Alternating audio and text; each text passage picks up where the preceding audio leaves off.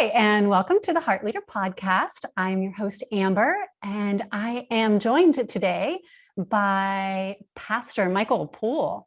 This amazing man has done so much to help the world, and I get the honor of not only having him as a close and dear friend, and we go way back. I mean, don't want to reveal our age, but I mean, we go way back. And he has started an amazing organization with his wife, Tracy, called Earth and Cup. So we're going to talk a little bit about that, but we're also going to dive into everything that Michael has done to give back to our world and to really talk about how authenticity plays into all that he has done. So I'm going to bring you into this conversation. Michael, thank you for taking the time to be with us. I love you so much, and I'm so glad that we get to introduce you to everyone. Oh, it's good to be here, and it's good to see you, and bring the snow from Ohio, and all that's enough. You can keep all that. All right. You're good. So just to kick it off, I mentioned Earth and Cup. Yeah. I would love an opportunity to just start by talking a little bit about that organization, because it is something that has such a heartfelt meaning and is leading you in amazing and interesting paths through this whole COVID journey. So let's start there. Let's just start talking about that. Yeah, so about 10, 15 years ago, my wife Tracy and I were really looking at starting an intentional missional community, and where people would live or be tangential to a group of people that were out in the world, making the world a better place. And it looked like we were going to be able to have a residential missional community in Mississippi.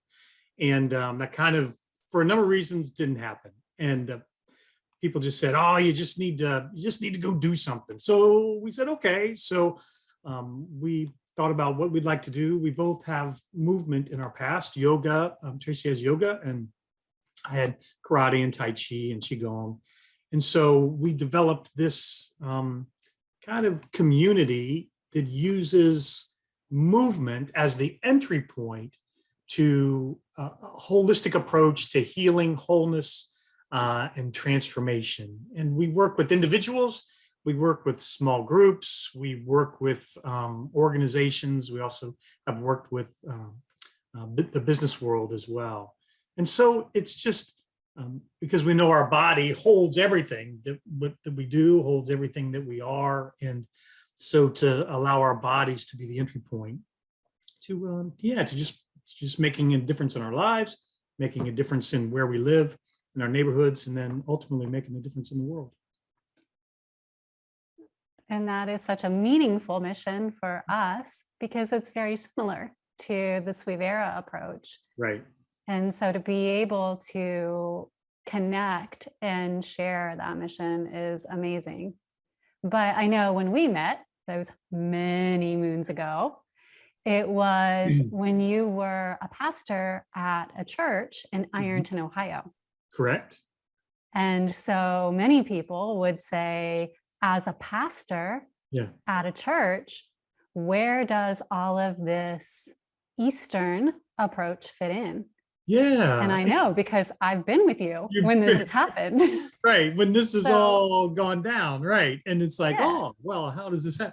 Yeah, no, it's a good thing. We here in the West, and especially amongst Christianity as well, there's this view that these other approaches to life are somehow contrary to the Christian faith. And both Tracy and I are both pastors, and we've studied a lot, looked into it a lot, and we find, and even across religious traditions, for the vast majority of them, the core tenets and is all the same.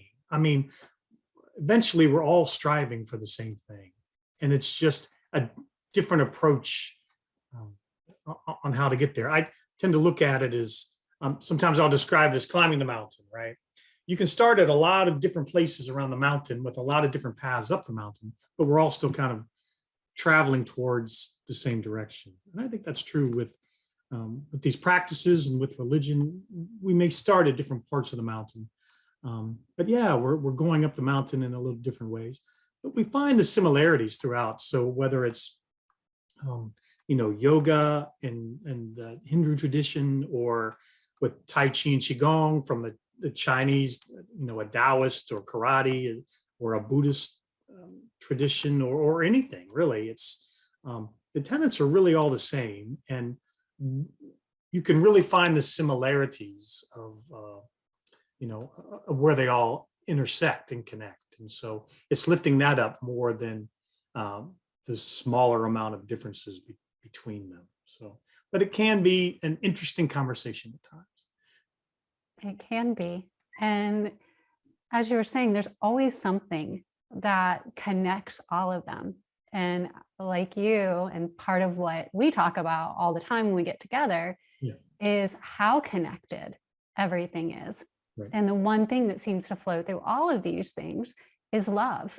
Right. There's always a foundation of love in all of these different approaches to climbing that mountain. That's like the dirt that everybody walks on to get to the same top. But instead, we're all focused on talking about the different things we see on our path to create the separation. Right. Absolutely. Why do you think that is? Why are we so focused instead of focusing on the beautiful foundation that we're all walking on, that instead we're focusing on the fact that we have different views? Yeah. And I think some of it comes with just our own individual uncomfortabilities with being different. And we see that in the world a lot. We gravitate in circles and neighborhoods and everything with people that are similar. And so, I think we have this tendency to just steer away from the different. But for me, when I'm among those who are different from me, it helps define me as me more than me trying to define or accept or reject somebody else. Yeah, because I learn more about who I am when I'm with people who have different experiences, different views on life, different, just the differentness. So it's embracing the differentness and learning to be more comfortable with things that are different. And so, we have this tendency to gravitate to point out the differences, which typically are only a minute bit of the whole, which the whole is, this similarity that focuses on love. Most of it's the ground that we walk on, is this notion of, love for ourselves, love for each other, love for the world, love for, everybody we encounter, the animals. It's just embracing that and focusing on the dirt that we're all walking on, that will help us get through all this, and just learn to grow with being okay with different, I think. Yeah. So when you have someone who comes to you as a minister or as a pastor who's saying, I do feel that I would like to focus more on the love aspect, but I have no idea where to begin. I don't know how to shift out of all of these negative thoughts that I'm having about myself, about other people. What do you say to them? How do you counsel them to even begin to start to embrace that connection? Right. And I usually, we start with, some would say you should start with an easy thing, but I typically don't. I say, I like to start with just yourself, right? The struggle and the difficulty it is for us to love ourselves, because we know everything, right? Beyond what the camera shows, we know it all. And so in our practices, we talk about the use of positive affirmations. It's, making a concentrated effort to look up in the mirror every day, or look in the camera on Zoom or whatever platform we're using and seeing you, and give yourself positive affirmations, and really steer away from negative language. Begin with yourself. Just, I'm not gonna, break myself down. I'm not going to use positive language or negative language about myself. I'm going to be uplifting. I'm going to, take my positive affirmation for the day, and I'm going to try to live it out as best as I can. And then at the end of the day, I let it go, regardless of whether I, claim to succeed or fail in that. And then tomorrow will be a new day.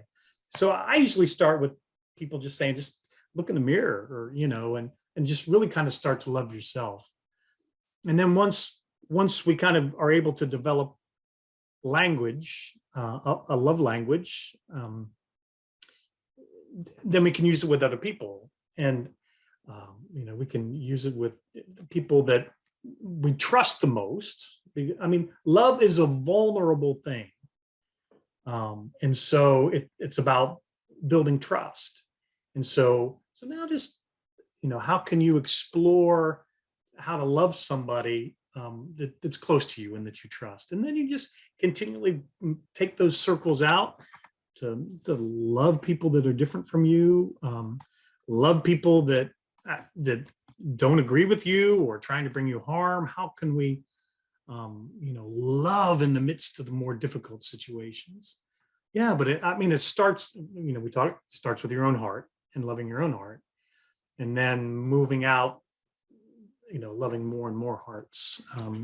So yeah, it starts with ourselves, because we don't feel it within ourselves, then the possibility for us to feel it somewhere else becomes diminished, I think. So it's like you have to be the pebble that you throw into the water to even get the ripple effect. Absolutely. And to just remember that everybody else is throwing their pebbles in too. And so to be mindful when the ripples mingle, and to be okay with, hey, I see you're trying to love me. Kudos for that, and yeah. And then, it's as simple as, you go to the coffee shop and they put 4 pumps instead of 5 pumps, and you just, just be okay with it. Just thank them for, hey, they showed up to work today and you don't know where they're at in their life, and just give them a smile and say thank you. And, maybe that's what they needed to get them through the day. That's showing love. I mean, so often we think it's these big things, but it's just the everyday, every breath encounters that we have with ourselves and with everybody else as the ripples from our pebbles begin to intersect. Yeah. And when someone starts to run into challenges with that, because that'll happen inevitably. Pretty quickly, usually, right? Yeah, exactly. It's not the Honestly, easiest thing. It sounds so simple. I'll be the pebble. I'll create my ripples, and I'll honor the ripples from others. Right. It sounds so simple in theory, right? But then you get out there and you start creating waves. Right. And you're like, Right. So yeah. What do you do then? Yeah. Someone throws the boulder in the lake and it disturbs everybody's ripples. Yeah. And I think, and this is where, this notion of love and doing good and doing no harm really meets the road. And because it's when we meet the resistance of it all. And times of my life, I've gone into the, I'm going to be confrontive, or my love diminishes and I go into anger and hate. And I think that it's realizing quicker and quicker when that begins to happen, when I can feel it inside my body that I'm getting angry. And then it's taking a moment and saying, I just need to step back. I just need to step out of this situation. I just can't continue this conversation right now because I don't want to anger you. I don't want to upset you. And so I need to get in touch with where I am in this and give us a moment. We were talking about that had a conversation last week with somebody about a situation. I said, and they said, I just had to walk away. Well, that was probably the best thing before it gets to throwing boulders in the lake instead of pebbles. Yeah. But it's just learning to notice in yourself when you're moving from one side of the spectrum to the other, and then just go take a breath, go take a break, go take a run. Yeah. Do you find that some of the practices from the Eastern philosophies help you in taking those breaks or monitoring your emotions? Yeah. And if so, how? I mean, what are some of those? Right. And so, I mean, in our practices, everything starts with the breath. So, well, in New York City, some of the participants we worked with were in homeless shelters. And so I'd go in and I'd teach Tai Chi or yoga, and we'd spend, 30 minutes just breathing, really just allowing them to breathe, allowing them to release, allowing them to just kind of sit and be.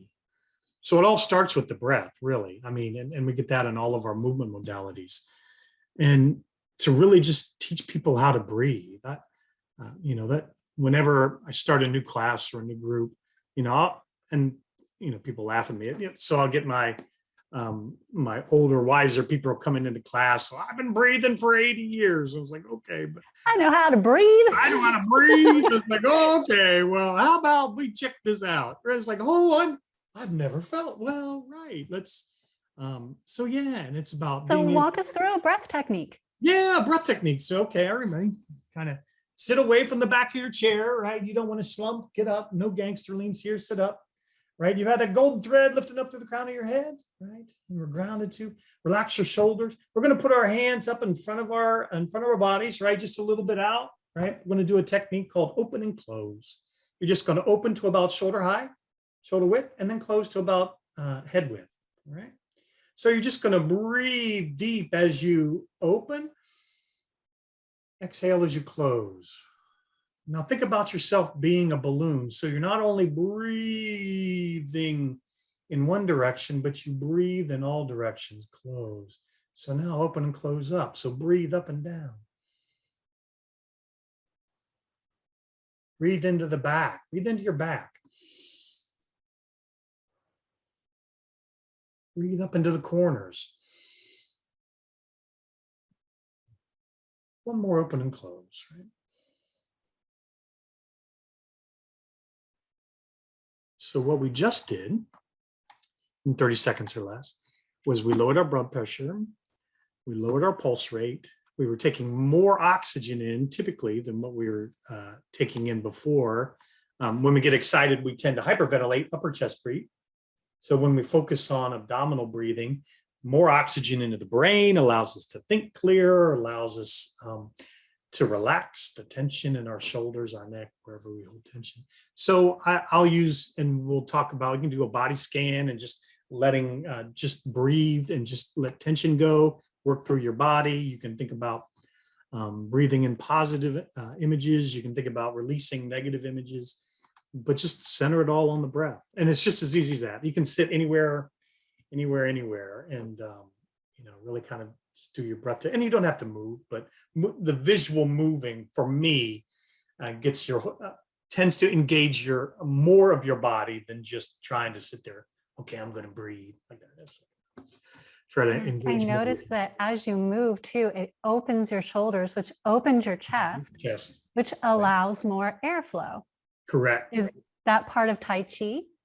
It is, right? So the Eastern, in Tai Chi, we talk about, you want this chest open. So you want you lift your chest. In yoga, we talk about having, heart-centered techniques and postures that open up the chest. You bring the shoulders back a little bit.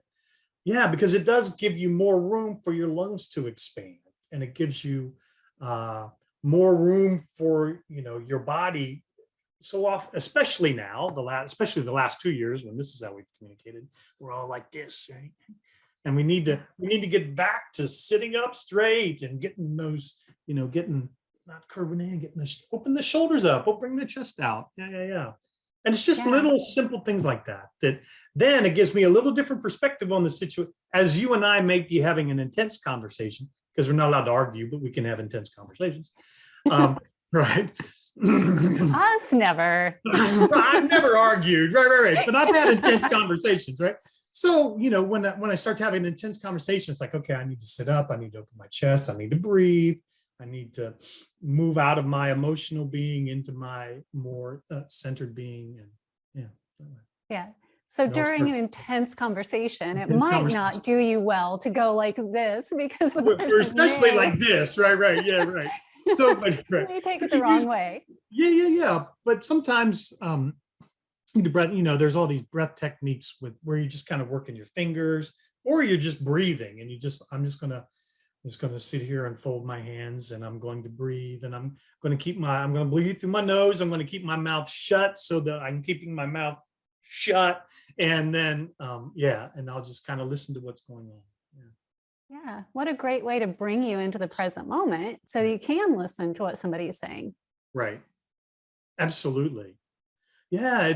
And I think it is about being present. And so we'll talk about, okay, find your nice seated posture, right? Push stuff away from the table. So we're just going to do a 4-count movement. So you're going to bring your arms up, right? And then you're going to bring them in, and then you're going to push them out.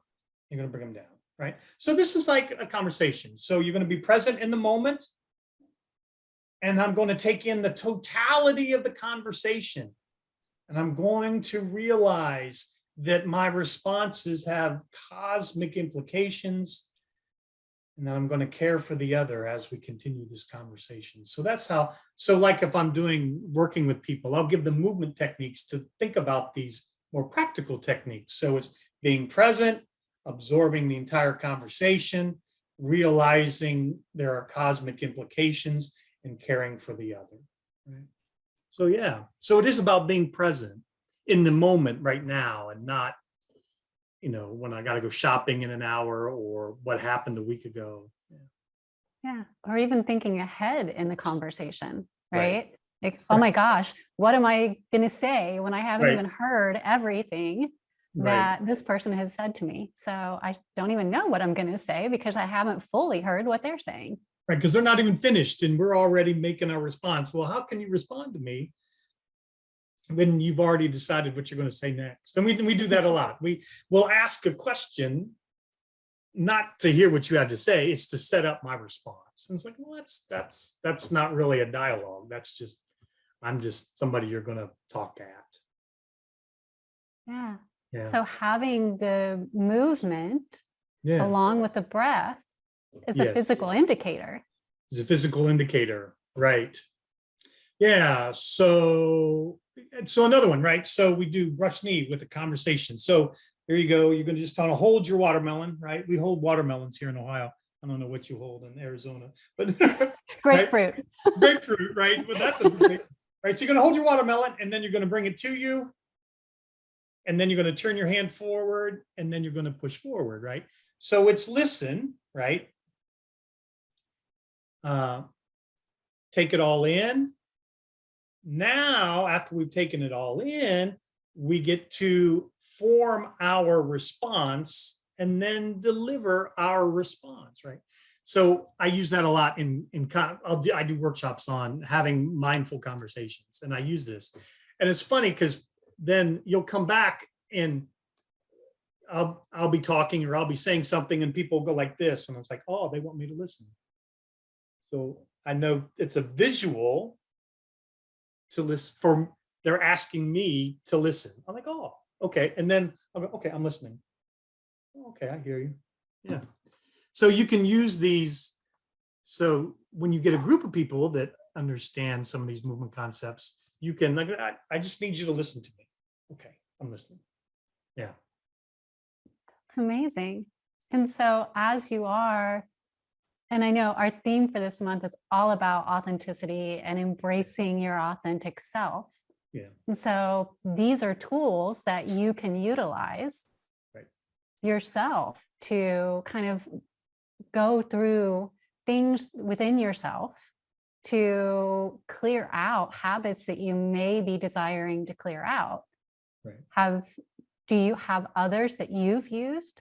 Because given what you've done in your life, Yeah. authenticity, I know, is key for you. Yeah. There's a strength in you Yeah. to move through the resistance and opposition you have. And we'll dive into that here soon. Yeah. But Yeah. tools.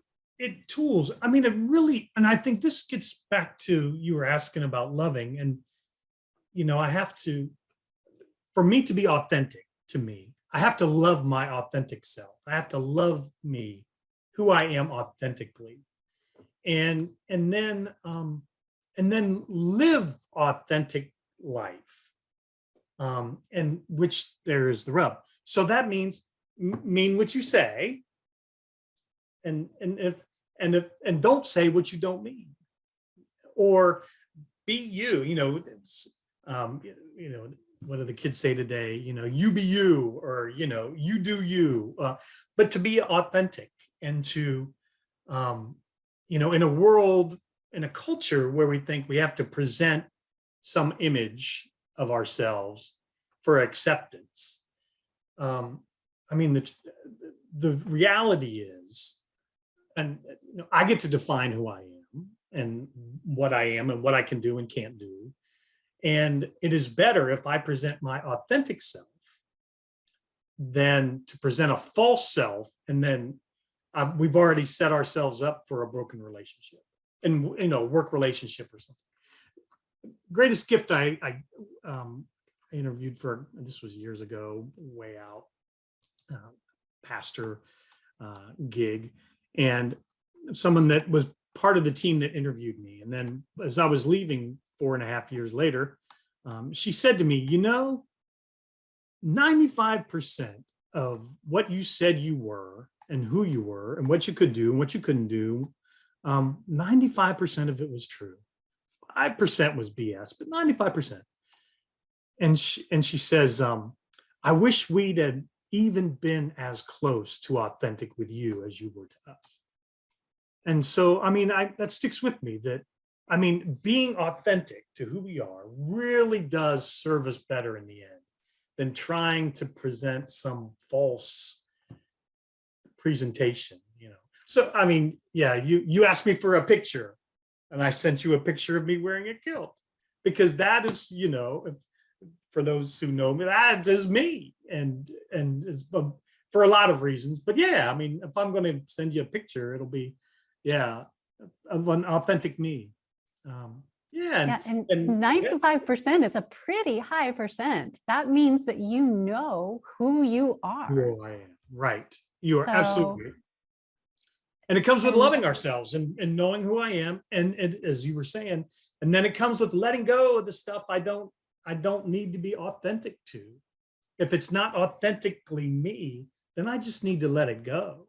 I don't have to hold on to that stuff. I don't have to hold on to anything, from anybody or anywhere that isn't authentic to who I am now. Maybe it was authentic to me back when I had hair, but it's not now. But and so I'm free to let that go and to love who I am today, and not be bound by anybody else's or even my own view of me from a future past or whatever. And it goes back to loving ourselves. And then allowing each of us to be authentic. So I allow you to be authentically you. Yes. So it's wonderful to bring that up, because oftentimes we want to be our authentic self, but then we want to change other people. Right. We think they should authentically be like me because look how good I am. Right. Yes. No. Right. And see, that's, and this goes back to being different. We want everybody, we talk about unity, right? And but unity doesn't mean uniformity. Yes. Unity just means I'm going to authentically be me, and I enjoy sharing this spinning rock with someone who is authentic like you. And we are unified. We are in unity in that moment, cosmically. But but it doesn't mean we have to be the same. That's boring. Well, I think of it like Baskin Robbins. I mean, it's 30 all ice cream, but how Right. boring would it be if it Right. was the same flavor all the way All the time. around? Right. Right. You know, it's we have a hamburger joint up the road here, and they also do ice cream, and they have a flavor of the day. And our daughter's always, well, what's the flavor of the day? Well, let's look it up, because it's right. It's like if it's just the same thing we had last week, then don't bother. Yeah. But that's the trick. You're right, Amber. And we get to the point, this is back to our love connection. I can love myself, but then the next step is loving you for who you authentically are, and being okay that it may be very different from who I am, and being okay with that I don't have to change you or make you or criticize you or devalue you because of who you authentically are. But that's part of going up the mountain, right? It always gets a little more challenging the further up you go. Right. And so, the deeper we start to get into this work, the farther up the mountain we go, the harder it becomes. But that means so if it's getting harder, that means you're doing the right thing. That means keep plugging on. Because if it was easy, then you might want to look at why it's so easy. You want it to kind of be a growing edge all the way up. And it does. The higher up the mountain we go, the farther up we travel, the harder it's going to get. Because gravity, whatever the gravity of culture, whatever it is trying to pull us back down. And we just have to work against that. Right? Yeah. Well, I know when I met you, I knew that you were who you were, and you were not going to change that to fit into anything. No. And that happened through what we called a mission trip, but ultimately you were doing something called Tools for Schools, right, in Ironton, Ohio. And this was one of many things that you did, but it was definitely not easy. And we did things in the heat of a crazy summer. We passed out water to people in like 120-degree temperature, Amber. We were with the humidity. Yeah. Oh, some people almost passed out from passing out water. Right. So talk a little bit about how you organized a lot of these different events where people from all over the place came to assist because there was such a need. Yeah, and I think it's tapping into this. And so, the Christmas project, they still do Tools for Schools now, and it's bigger. It's prior to COVID was like this downtown festival with bouncy. So what it became, even after I was gone, and same thing with our Christmas program, was Christmas with Dignity. And I think that was it. It was about doing the right thing, but out of love, not out of guilt or out of a desire to gain something ourselves. It was out of love and showing dignity to somebody who just needed a drink of water today. And we can do that in multiple ways. Some of them give dignity in the ways we do it. Many don't. And so, when, I got down to Ironton, and we had kind of a back to school event. Lawrence County, Ohio is, of the 88 counties in Ohio, the 88th county as far as poverty. It's the highest poverty rate in Ohio. And, so back to school, people, 2 and 3 kids don't have disposable income to go buy hundreds of dollars of school supplies or clothes or something. So we started to, help them out because it's the right thing to do. And we organized people. Eventually it was from all over, like, 4-state area or something like that. But we did it in a dignified way. So, it was hot, but we fed everybody. We gave everybody water. We allowed them to the kids to choose the backpacks instead of just coming through a line and handing them something. And I mean, same thing with Christmas. We allowed choices, and we did everything with a means of dignity, which is showing love, not trying to take somebody's dignity away. And people realize that, people feel that you really do care, and that we are in this together. And yeah, it's just approaching anything we do. I don't have to diminish anybody's dignity. That's and so out of love, I have the ability to help you in this moment.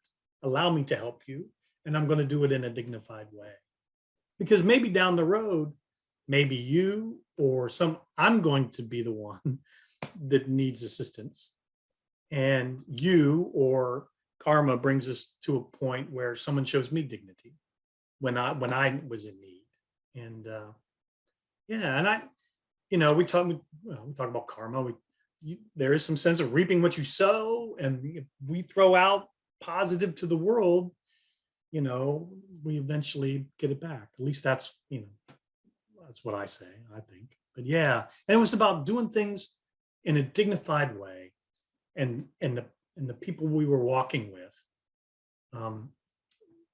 could tell we cared, and we really did want to help them, and to walk with them instead of throwing things at them. It really was a walking with, and I think that's the way we approach life. We just need to walk with people and care and love them, and enough to be in the midst of it all with them. No judgment, no competition, no need for any of that. Yeah. And all that that's what I still want. goes on. Yeah, they're still doing what we were doing however many years ago, Yeah. right? But they're still doing that because it's founded on this notion of love and dignity and care and relationship and walking together. Yeah. I'm sorry, go ahead. Oh, no, not at all. You have no need to be sorry, because it's I passion. get excited. It does. And you felt that, like, when the reason you and I became such bonded and close friends is Yeah. because the day I met you, there was so much passion that Yeah. came from you. And it was a walk together. It Yeah. wasn't you standing up above everyone else and saying, this is how it's going to go. And I'm doing this to serve my ego so that I could feel better about what I'm doing. Right. It was, we're in this together, from the people who are here volunteering to the people who are walking through the door to get assistance to those of us who are organizing this event. It doesn't matter. Right. We are all on this journey together, and we just all happen to be at different parts on the path. Right. So let's help each other, guides who have walked this part of the path, help the others who haven't, to see their way through so that they can get to where you are now, which will give you more to get to the next stage of your path. Right. And that's how it was always. Every Yeah. time I came to Ironton, that was how you led things. So it wasn't like it was just a one-time thing. It was consistent. It was authentic. And over the years, it was the same, and it was the same, and it only grew from there. Yeah. And you had more and more charities that you created from that authentic place. Yeah. Can you talk about some of the other things, especially around kilts? 'Cause Kilts, there's a lot. yeah. And it's interesting. So this notion, so even the language that we use, especially Tracy and I, with my wife isn't here. I don't know why I pointed at her. She's not in the room, but that's right. You knew I was pointing It's at her. always beside you. It was like, whatever that was, right? But even the language we use with Earth and Cup, we really don't refer as instructors and students. We don't talk about patrons and clients. It's just because it's not helpful language, and it does set up this dichotomy of I'm here and you're there. We're all participants. We're all in this together. We're all participating in this moment together. So yeah, even the language we use has to be authentic to what we're trying to present. So yeah, so Kilt. In 2011, was serving in Champaign County, Ohio, and I got on the American Cancer Society County Board. and I was the only male. And so I got, oh, you get to do male-oriented cancer. Woo, right? It's like, yeah. And well, what are you going to do, to bring awareness? So I said, I'll do, because in October for breast cancer, they had survivors. Cancer survivors do a fashion show, and places they got nice gowns, and the ladies did a fashion show. So I said, well, I'll do a fashion show. And they'll go, well, what would men fashion? And I said, well, kilts, of course. So we started what's known as Kilts for Cause, and I put on kilt fashion shows as a means of bringing awareness and advocacy to male-oriented cancer. And yeah, I put guys in kilts that have never worn kilts before. It is helping them get dressed is hilarious, but the guys are usually are just have a blast. So then when I turned 50, which was a long time ago, I wore a kilt every day for a year. Coldest winter in 30 years in Ohio. And I raised money and awareness and advocacy and action for the American Cancer Society and World Hunger, which is another grassroots movement. Potlucks to End World Hunger is one of my other grassroots movements. And so I literally didn't have pants on for an entire year, and I traveled the country. Literally, I was in Boston I was out at Devil's Tower, Montana, or wherever that is. Yeah, and then raising money and speaking on it and bringing awareness to hunger and cancer.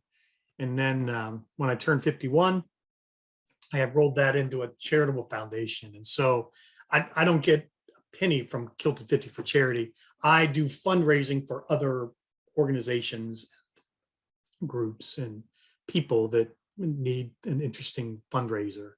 So I come in and I do kilt fashion shows and all that kind of stuff. So yeah, and it's the same thing. It's about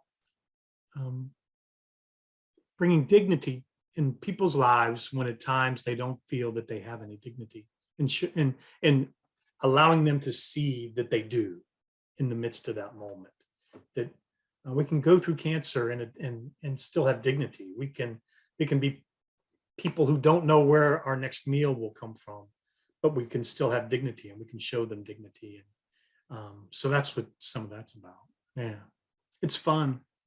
I'd rather wear coats than pants any day. So I have 30 of them. So it's Even in the snow? even you just wear heavy socks. You get heavy kilt hose. I just bought 2 more pairs for this winter. It snowed. So yeah, it's not too bad. Kilts with wool kilts are actually fairly warm. And so they do hold heat in, actually. So it's not too bad. I've never worn a kilt, so I'll take your word. We'll have to have a fashion show. Yes.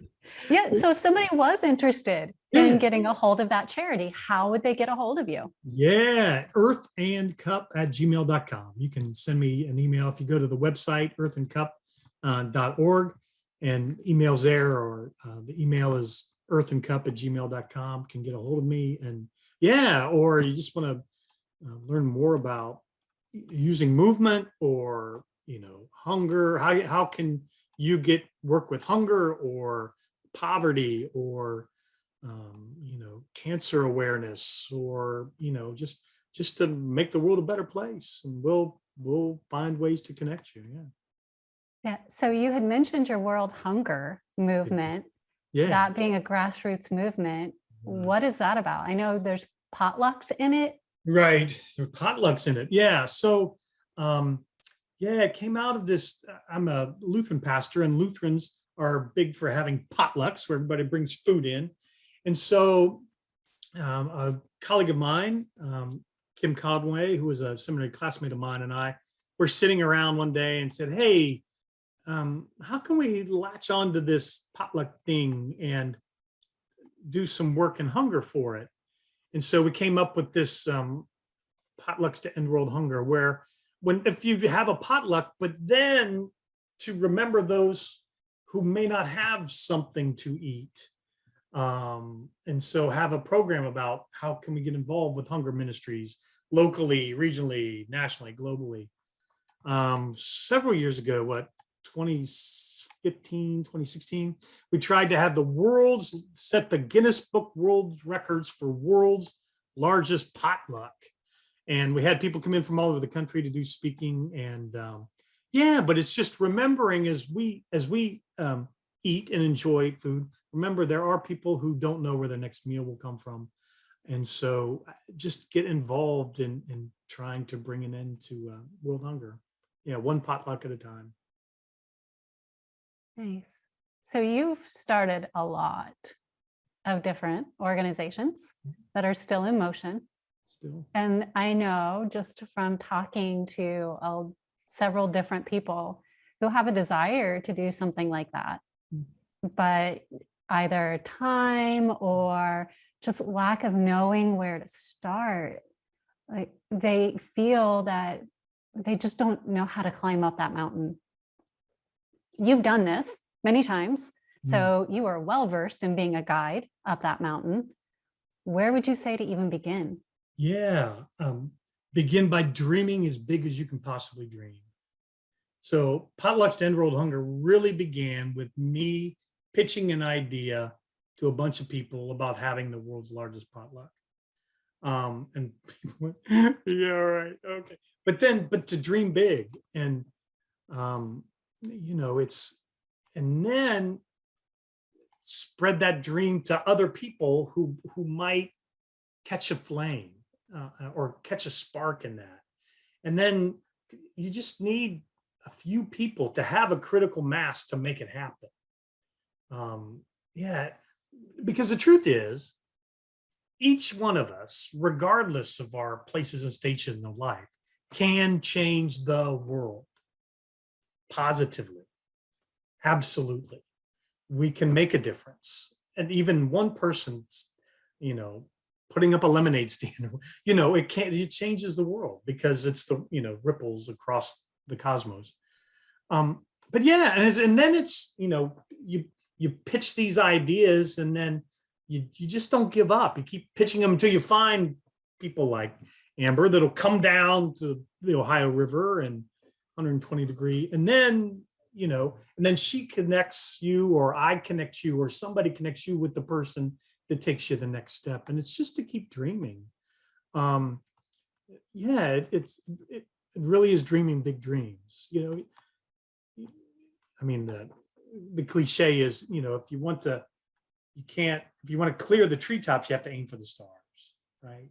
Well, sometimes you get to get into space when you do that, and you'll amaze yourself. You'll surprise. I'm just a guy from the middle of farm town, Ohio, that never knew how to do any of this, and I still don't know how, but I surround myself with people who know how to do this. And so, yeah, it's realizing what your gift is, and then combining your gift with other people that have other gifts to make the dream come true.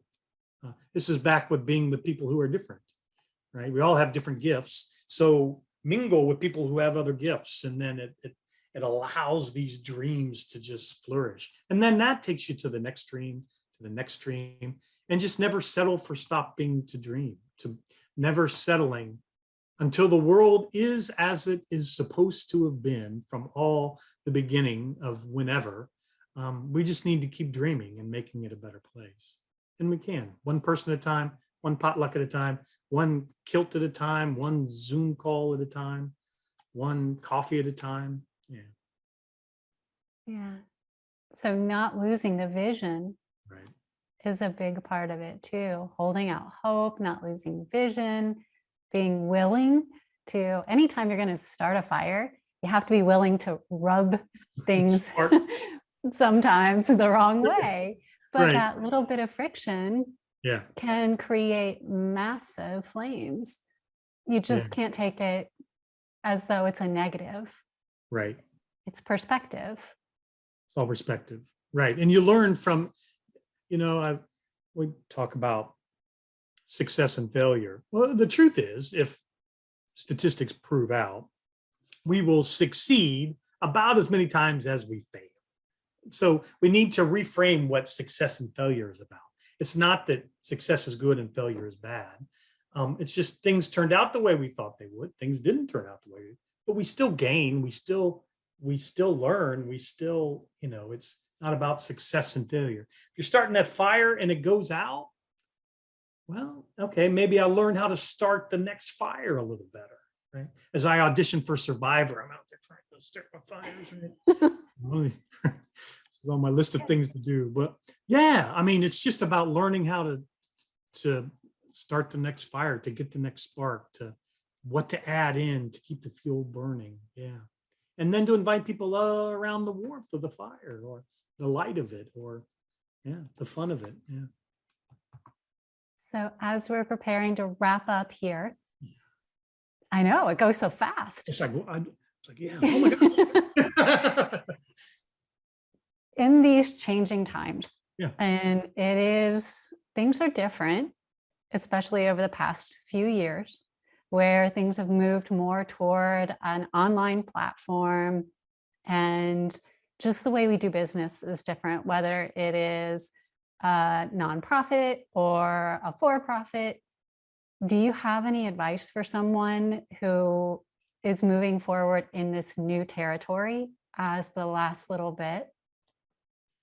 Yeah, to just keep plugging along and give it a try. So as we moved to Zoom pretty quickly when COVID hit, and well, here I am with my 80-year-old participants. Push the blue button, blue Zoom, but they kept at it, and it's just just keep trying, and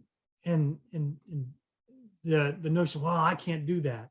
Well, yes, we can. We can do online anything. I mean, find people who are doing it. I mean, who are doing podcasts and say, oh, how can we do this? It is fairly easy, or not really easy, but it's capable. And to just not give in, just keep climbing the mountain, maybe take a different direction, just keep plugging along and trying, and it'll come. And it's all about experience. It really is. So, yeah. Because you can reach, I mean, I don't know how many miles apart we are, but we're having a wonderful conversation. I mean, I've been with people all around the world at the same time, and 20 some different time zones. And we couldn't have done that prior. I mean, if we take anything out of these last couple of years, it's learning how connected we really all are. Yeah. Yeah. We are Baskin Robbins. We are more than 31 flavors. Right. I love it. Right. Well, one more time, for those who would like to check out Earth and Cup, how can they get a hold of you? Yeah, the website is earthandcup.org. We're also on, there's a Facebook group, it's Earth and Cup. You can jump on there. You can email me at earthandcup@gmail.com, and I can send you in different directions. There's a lot of stuff up on the website. You can check it out. A lot of stuff, we work off of Facebook, so there's a lot of stuff going up there. You can, if you're interested or have questions, just send us a message there as well. All right. And you are now located in Ohio in the US. I am. So if anyone is in Ohio who's listening, you're local, but you can reach out to anyone no matter where they're located in the world. Reach out to anyone no matter where, and willing to get in a car and travel too. So it's okay. Wonderful. Well, again, thank you, my friend, for sharing an hour here with me. I appreciate you. Well, I appreciate you too. It's fun. It's good to catch up and just hear how everything's going. But yeah, thanks for having me on. Absolutely. We'll have Tracy on here sometime very soon too, so folks can get to know her. Yeah, that'd be good. Good. Blessings to everybody. Thank you. Blessings to you. And blessings to all of you. Thank you so much for joining us on another Heart Leader podcast, where heart and mind align. I am your host, Amber, and I would also like to share my sincere gratitude to everyone at the Transformation Network for all that you do to keep our show amazing. Until next time, we look forward to seeing you in the Suivera community.